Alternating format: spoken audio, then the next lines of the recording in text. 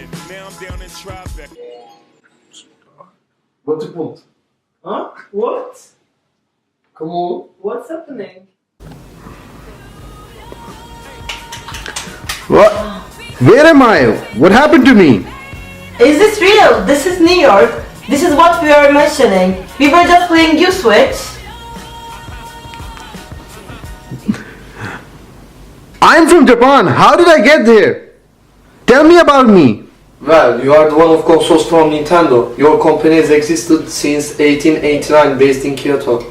Over years, you have very well spread to major markets like US.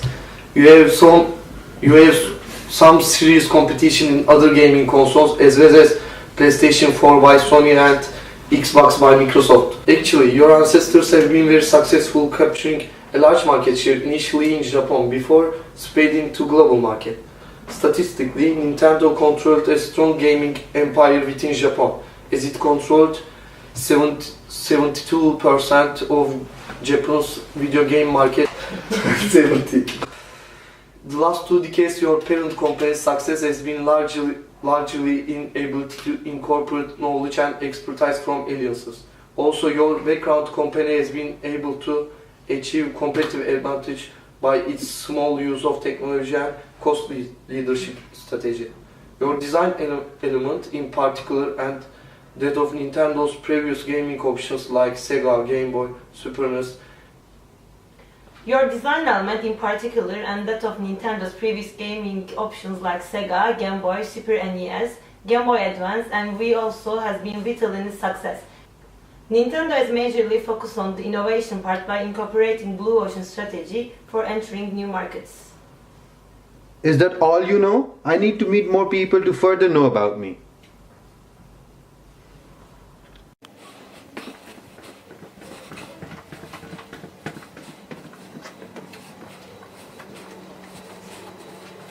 Hey guys, can I talk to you? Do you know me? I know I'm Nintendo Switch and I'm from Japan. And people like me here in the US. Do you know anything else about me? Yeah, I think we know about you because we did a case study on Nintendo in our college. Oh really? I'm glad to know that. Tell me all about me.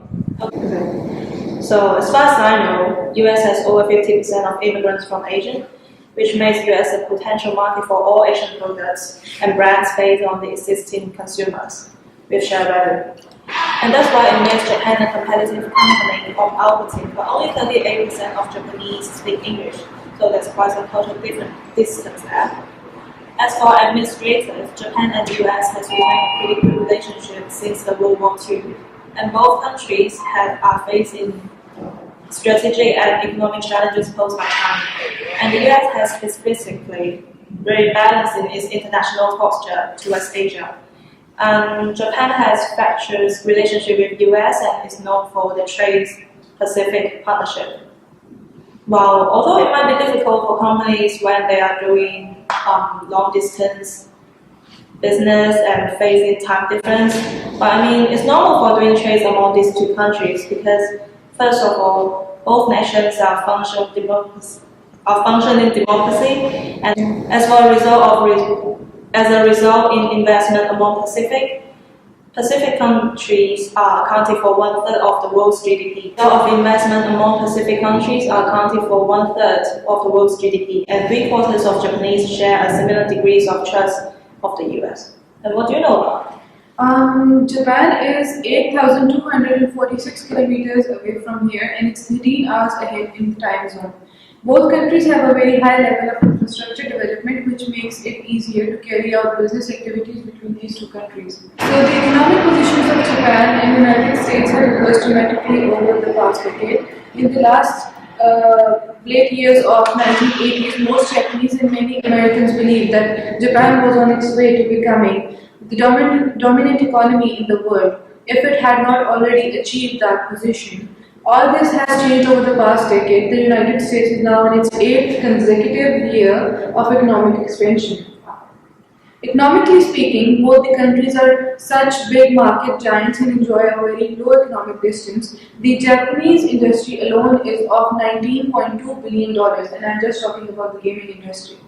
Both the countries possess economies of standardization and scale, US and Japan spend a lot on electronic devices each year, and the people have the buying power to go to any extent to buy such products. The market in both countries is perfect for these kind of purchases. Yeah, I think so. Yeah. Right, thank you. Hey, I met college students who knew about my parent company's business in my native country and US. They gave me a detailed analysis and discussed similarities and differences in both markets. Tell me how I entered different markets. Did I succeed in all markets that I entered? Okay, so the Switch was officially released on March 3, 2017 worldwide, and notably in all key markets, but excluding some parts in Asia, including India and mainland China, because of some distribution and price difficulties. However, Nintendo has sold over 14.8 billion units globally, and major part of this came from United States, accounted as approximately over 4.8 billion. When we compare US sales with the Switch sales in Japan, which was almost over 3.3 billion at the same amount of this time, it's obvious that Nintendo entered the US market more aggressive than Japan. And Nintendo aired its first ever Super Bowl during the United States broadcast of Super Bowl. As Chavez said of the ad, there is no bigger stage in the US on which to showcase the platform. I think it speaks to our confidence in the system. Furthermore, Nintendo used both equity and non-equity models to enter US market, accordingly to decision models. To be more specific, it prevented alliances and joint ventures as the strategic alliances. To be more specific, it preferred alliances and joint ventures as the strategic alliances among choices of non-equity modes.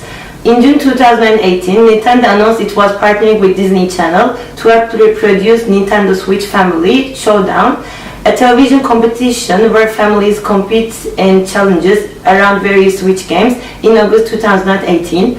However, Nintendo also decided to use indirect export as equity modes to enter US market, as referred before. Nintendo has since assigned NC Games as their local game distributor in May 2017, and the local company has committed to sell some officially imported Nintendo Switch in small quantities. When we look at Europe, especially Turkey and Greece, it's considered that Nintendo had only one software entry strategy, indirect export as equity modes. In April 2018, CD Media, Nintendo's official distributor in Greece and the Balkan countries since 2016, announced after opening their new office in Istanbul that Nintendo's product will officially be distributed in Turkey later in the year. Abruptly withdrew from the Turkish market back in June 2012 when the distributor Nortek Eurasia closed. CD Media released the Nintendo Switch in Turkey in July 2018. There are both advantages and disadvantages of this entry strategy. Main advantage of disadvantage of this was to have less distribution control for Nintendo, whereas there is no need to handle export process directly. On the other hand, in China, Nintendo tried several various ways such as indirect export and joint venture to own. On the other hand, in China, Nintendo tried several various ways such as indirect export and joint venture to own subsidiaries to enter Chinese market.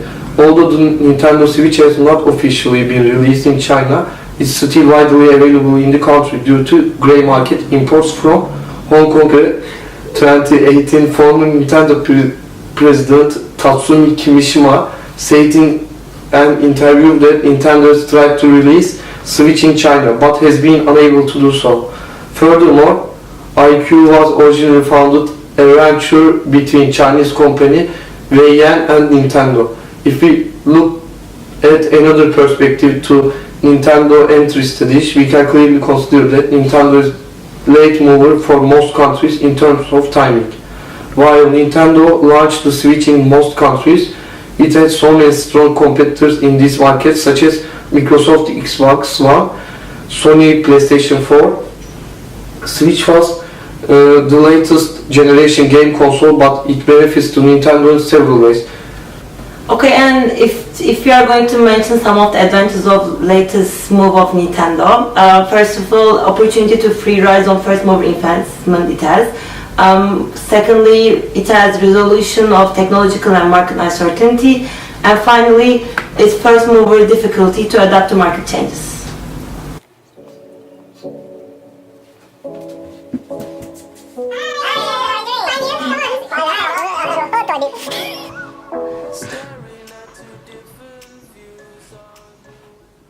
prediction. Nintendo over the years have dominantly penetrated in Japanese and American markets.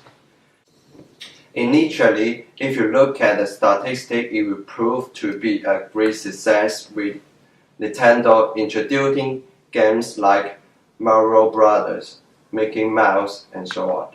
We did see a deep drive statistically when the gaming console Wii did not become a success as opposed to its gaming options. We faced tough competition in form of PlayStation 2, 3 Xbox, 360, and Live. What we learned that made it unsuccessful was, in my opinion, limited number of games and pro graphics compared to their competitors. And other than that, one very important factor was Nintendo's limited market presence that two mostly confined to only Japan and US.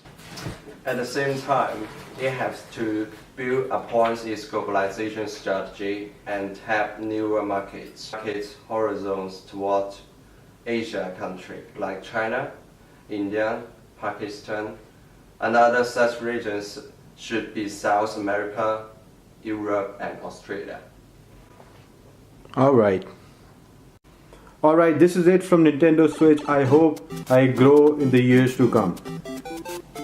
You're not gonna say bye? Goodbye.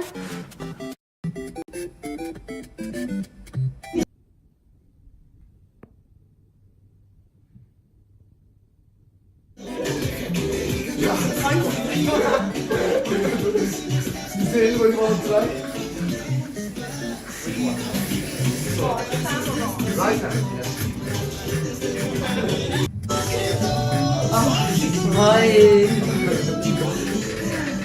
Guys, one more please.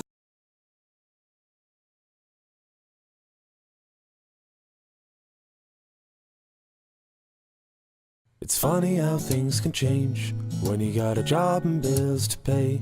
You can't find the time to game like you used to.